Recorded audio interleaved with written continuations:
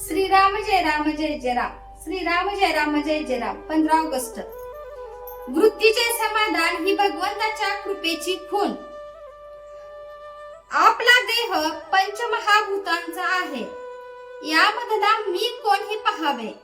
जे नसणार ते मी कधी असणार नाही. म्हणजे पंचमहाभूतांचा मी नाही हे ठरले. जो शाश्वत असतो तो सच्चिदानंद असतो. मी भगवंत स्वरूप व्हावे अशी प्रत्येक मनुष्याची सुप्त अगर प्रगट इच्छा असते. तेव्हा त्यापैकी थोडा तरी मी असल्याशिवाय मला असे वाटणार नाही. भगवंताचे स्वरूप आनंदमय आहे आणि आपण सर्व लोक आनंदात राहावे असे म्हणतो. मी आनंदापासून वेगळा होतो तेव्हा कुठेतरी चुकले असे समजावे. अपूर्ण सृष्टी पूर्ण करण्यासाठीच मनुष्याची उत्पत्ती भगवंताने आपल्या अंश रूपाने केली. आपल्या आनंदात व्यत्यय आणणारे विषय जाणून घेतले म्हणजे मग आनंदात बिघाड नाही येणार. या वाटेने चोर आहेत असे समजले म्हणजे त्या तयारीनेच आपण जातो. जो भक्त झाला त्याला विघ्ने येत नाहीत. भगवंताचे म्हणून कोणतेही काम केले म्हणजे त्रास नाही होत. आनंदाचा साठा कुठे निश्चित असेल तर तो भगवंताजवळ आहे. नाटकात राजाचे काम करणारा माणूस जसा मी खरा भिकारीच आहे हे ओळखून काम करतो त्याप्रमाणे आपण आपले खरे स्वरूप ओळखून प्रपंच करावा. नाशवंत वस्तूवर आपण प्रेम करतो तसेच लहान सहान गोष्टीत अभिमान धरतो. इथेच तर आमची चुकते. मी जे नाही ते व्हावे यात सुख आहे असे वाटते.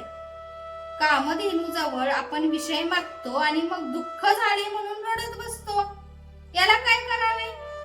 जो परमार्थात जाणता तोच खरा जाणता होय. परमार्थ म्हणजे बावळटपणा कसा असेल.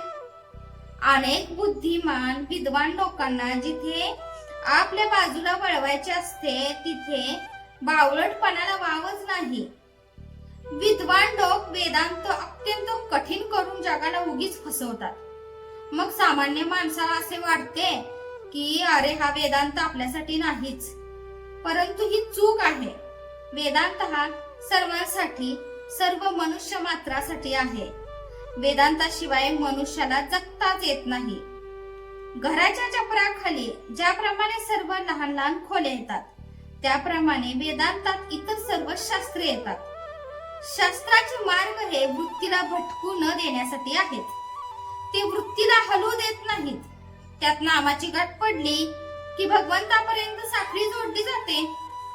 आपण व्यवहारासाठी जन्माला आलो नसून भगवंतासाठी आलो आहोत. म्हणून आपण अमुक एक वस्तू नाही म्हणून कष्टी होण्यापेक्षा दुसरी एखादी वस्तू आहे म्हणून समाधानात राहावे. समाधान ही वस्तू फक्त भगवंताजवळ मिळते आणि ती मिळवण्याच्या आड काहीही येऊ शकत नाही. जय जय रघुवीर समर्थ. आजचे बोधवाक्य. वृत्तीचे समाधान असणे ही भगवंताच्या कृपेची खूण आहे आणि त्याकरिता भगवंताचे सतत अनुसंधान ठेवणे अत्यंत आवश्यक आहे.